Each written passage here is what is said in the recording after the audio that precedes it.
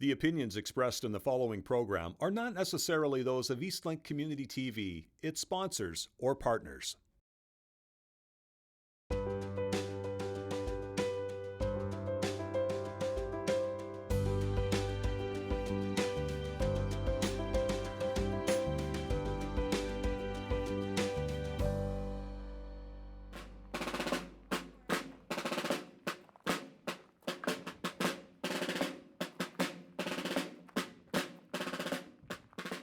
Welcome to Cape Breton Connects on Eastlink Community TV. I'm your host, Cecil Clark, and I'm so pleased to be at the iconic Fortress of Louisbourg.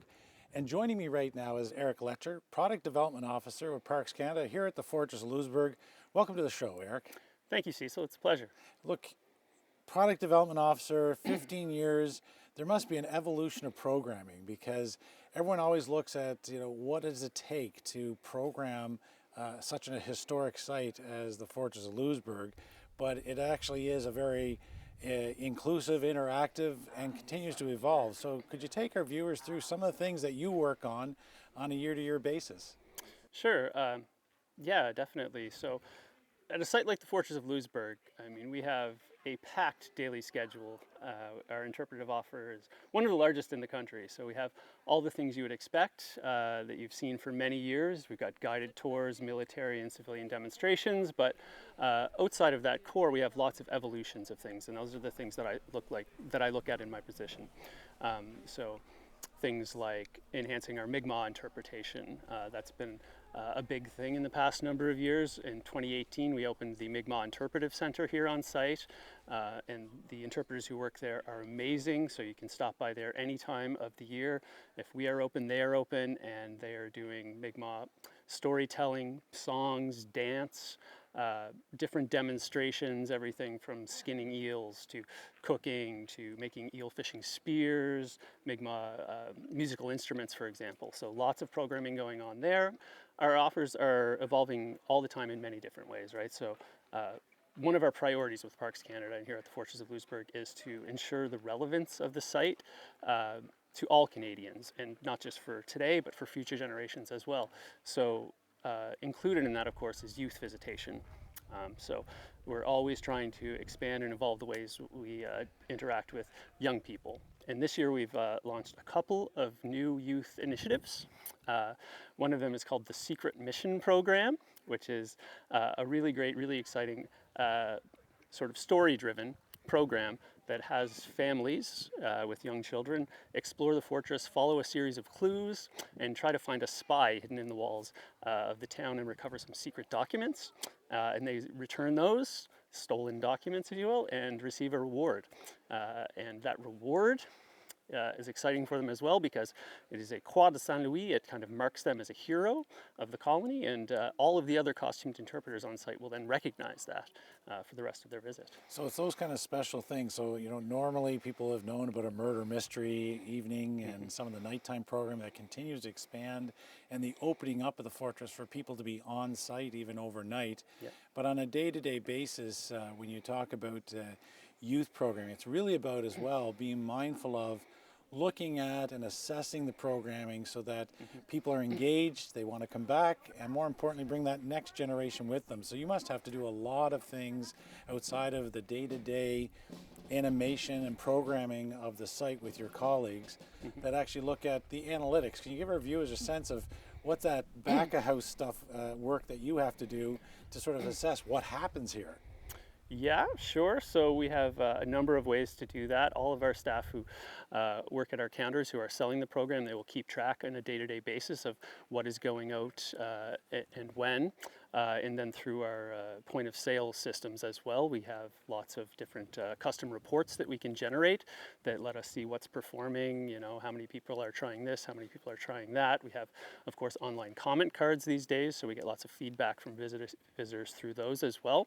There's quite a lot that goes into it, but all of those different avenues together kind of let us get a picture of how the site's performing, how much visitors are interacting with it, engaging with our different programs, and then we can use that. So as much as this is rooted and based in the history in the 18th century, you look at and have to probably deal with across the team, and I know with the communication, it's very much the evolution of the digital era. That's right. Yeah. Everything you do, you mentioned with some of the analytics of all this, but also the presence and the marketing and the program development must take a lot of social media and related interaction as well.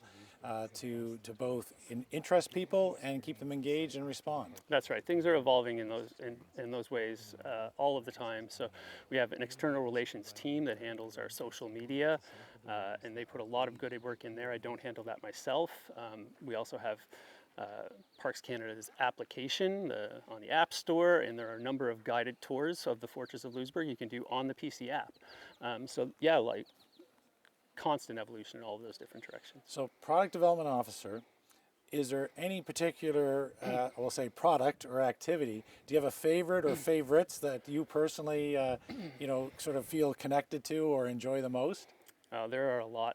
Just last summer, we had the opportunity to host the Fortress of Louisbourg, which you may have heard about. So a massive Lego replica of the fortress.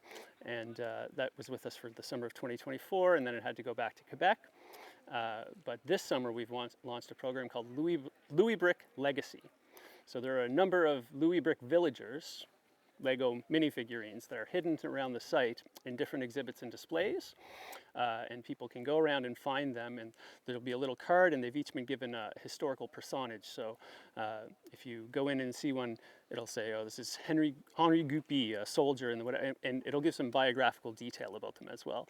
So that gets people searching around the fortress, looking at all of the different exhibits, and it also has that historical aspect to it, but it's great for kids. It gets kids going around and looking at all these different exhibits all the time. Well, it's not just the engagement, it's actually, the learning aspect the learning of it. as well, exactly. And just keeping it interesting so that's not static, That's but right. actually There's always something interactive. new. Yeah. So you mentioned last year, in terms of Louisbourg, but this year, the summer of 2025, we've got Canada Strong. And that Canada Strong Parks Canada initiative, how does that impact the Fortress of Louisbourg? It means we have a very busy summer. So our visitation numbers were strong even before Canada Strong started back in June, but this is on pace to be one of our busiest summers ever. So it's been really great in that respect. And so from a staff point of view and from your perspective, with 15 years now, that's a good tenure. You must have seen a lot of changes in those 15 years, and in the process we had a pandemic. It must be something that every year after year, it's a different year. And every season must have its variety outside of the programming aspect that you have to do the analysis. So it must be a very rewarding as an employee point of view, but personally for you to work with Parks Canada here at the Fortress of Louisbourg. It is. I began here, as you said, 15 years ago. I began as an interpreter in costume, and I loved it. And I fell in love with the history of this place and its beauty. And I can't imagine working anywhere else. I'm just glad I can still get outside of the office and experience the outdoors of the site here too. And I'm glad you're doing product development so that we can encourage anyone watching, our viewers, to come and experience what you work on day to day. And thank you so much for being part of Cape Breton Connects. Again, it's been my pleasure. Thank you.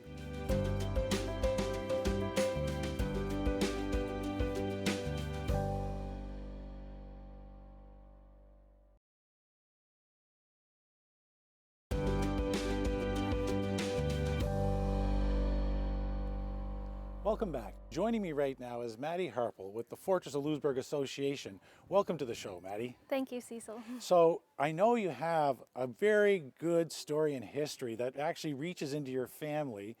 You've been a year with the Fortress of Louisbourg Association. We're going to talk about that.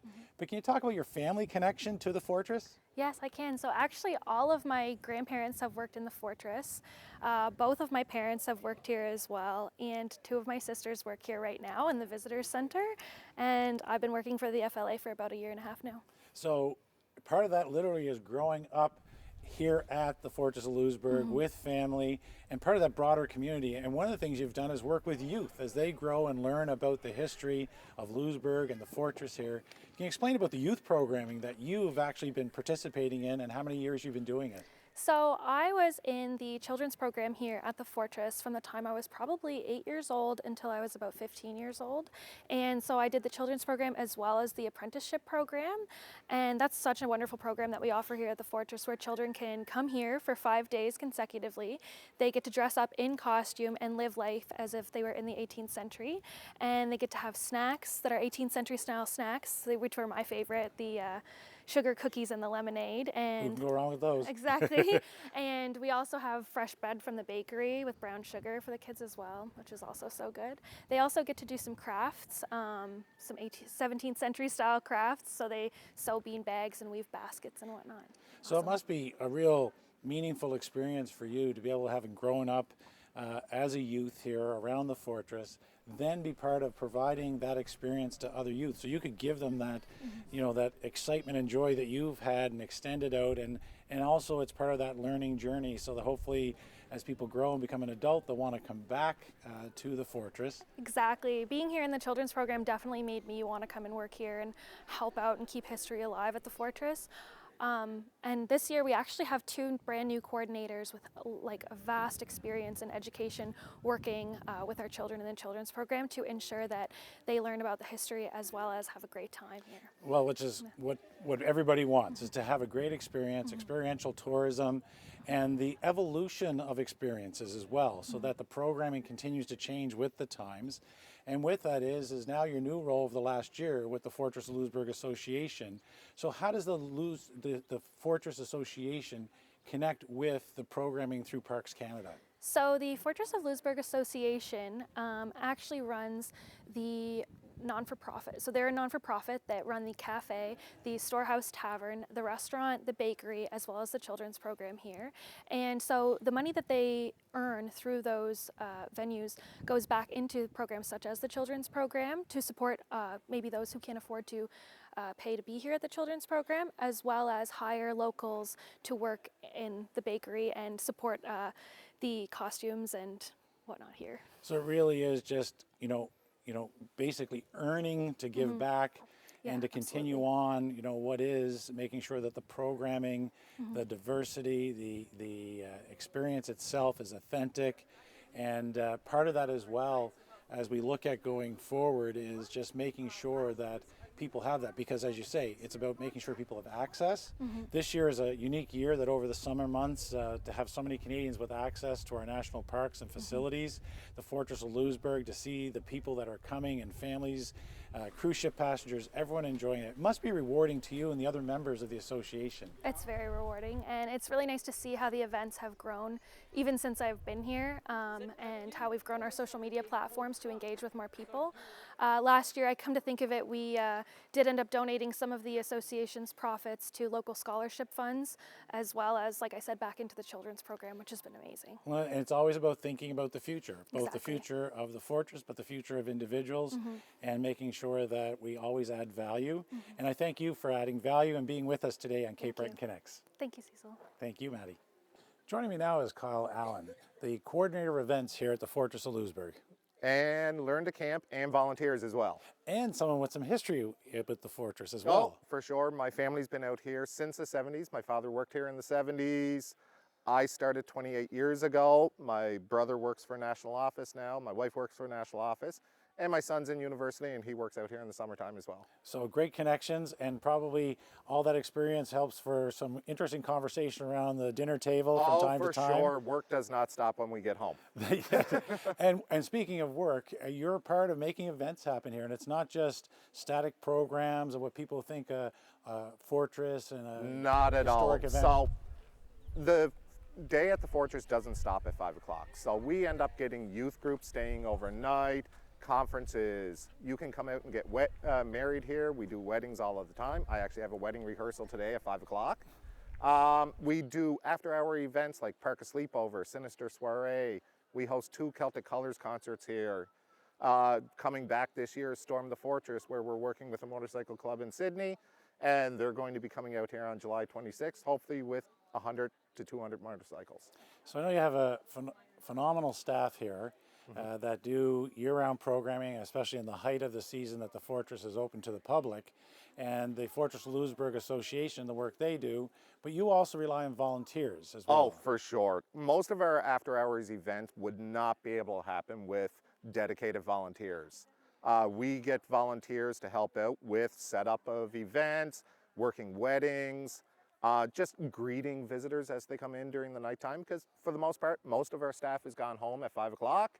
So volunteers make everything happen.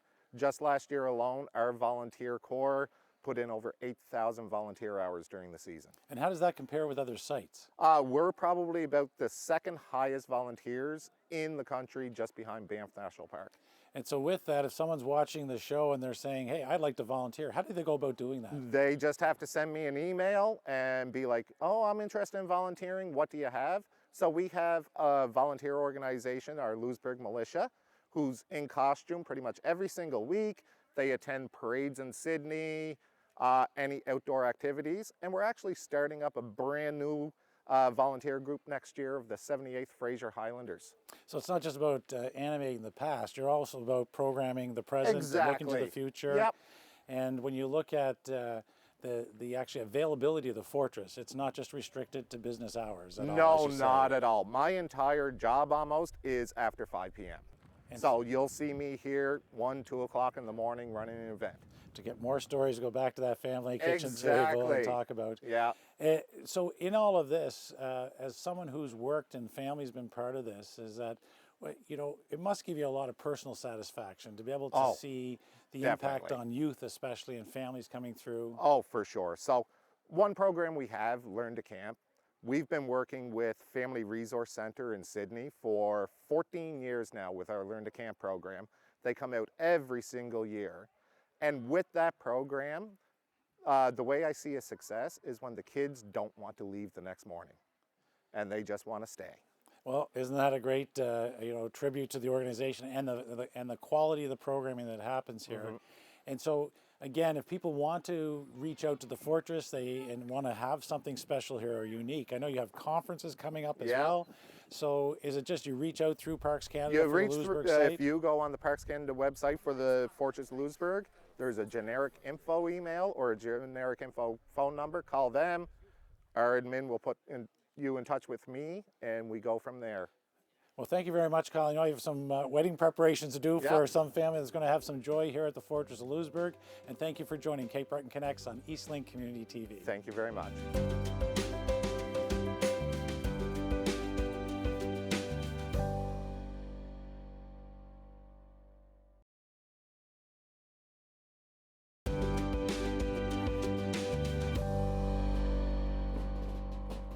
Fortress of Louisbourg would not be complete without people that animate and bring it to life and make the experience of those visiting as real as possible. I'm very pleased to welcome both JR and Trent with us today. Thank you, gentlemen, for finding some time in your busy schedule to join with us today. You're welcome. So why don't we go into characters? So what are both of your roles? So when visitors come, you have a certain role or function to do or function. So if you can provide a little bit of background, Trent, on who you are in the Fortress world. So in the Fortress world, it depends on the day. Some days I'm over in the forge helping out with blacksmithing, which is such a cool thing to have learned since starting here. Some days I'm a servant in the homes, cooking, cleaning, awesome gig. And some days I'm down on the quay teaching dance to the children. So you never get bored here. There's always something different to be doing. And JR, you obviously are very distinguished in your apparel, so you must have a certain function in society here. I do. At one point, for some of my career here, I would do a little bit of what Trent does, doing different variety of characters. But now, the last couple of years, every day that I'm here, I'm the chief military engineer, Etienne Verrier, who oversees some of the design of the town and the fortifications. So for both of you, I know it's the animation and the role, and it's great to have the experiences, and it's nice to know, Trent, you love cleaning as well as part of your role, so Yes. This is a great thing for any skills to have that are transferable, as they say, but as animators, and you're part of a community of animators that come in, do you personally feel a connection with the period of time that you represent? Do you actually feel that role personally, and also with your fellow animators, so that it's more than just playing a part, like you actually feel like you're part of that point in history? I think yes, in a way. We try to stay in character as much as possible, especially when we're together. So in the different buildings, we're always trying to talk in the first person to keep people immersed in that time period. And I think sometimes we get too immersed in it. Sometimes when we're cooking in the kitchen, we'll forget that we have access to clocks and to timers. We're just trying to play it by ear as they would have in 1744. And sometimes things get burnt. So I think maybe sometimes we need to remember that modern technology is a thing, because we can get a bit too immersed. Well, we know socials and stuff do, but as well, JR, you must, you've been back at it a few times. You've seen and felt that role to want to come back, I'd say. Oh, for sure, yeah. And I, something interesting happened with my character, actually. It was that I discovered through the modern convenience of the internet and YouTube that there was actually a book actually written, a small book written on my character. So I was able to order that from France.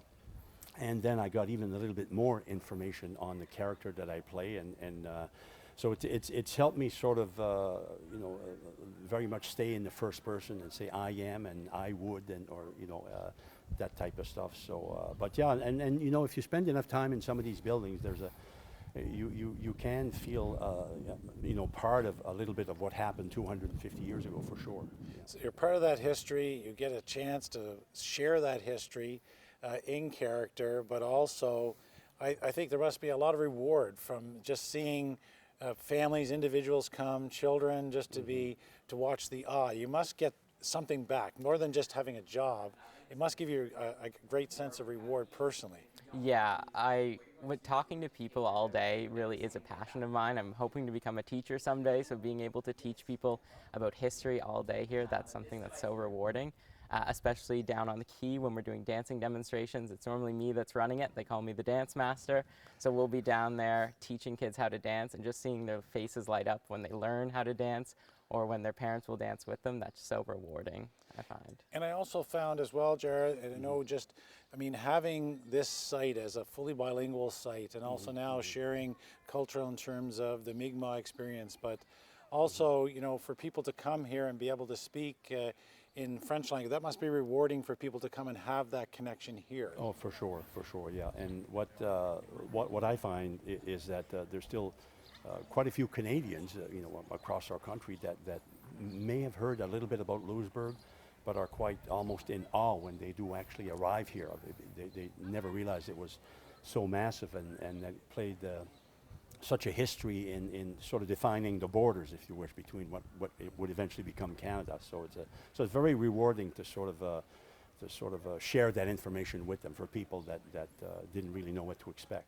Well, thank you both for sharing some of your insight and experiences with our viewers.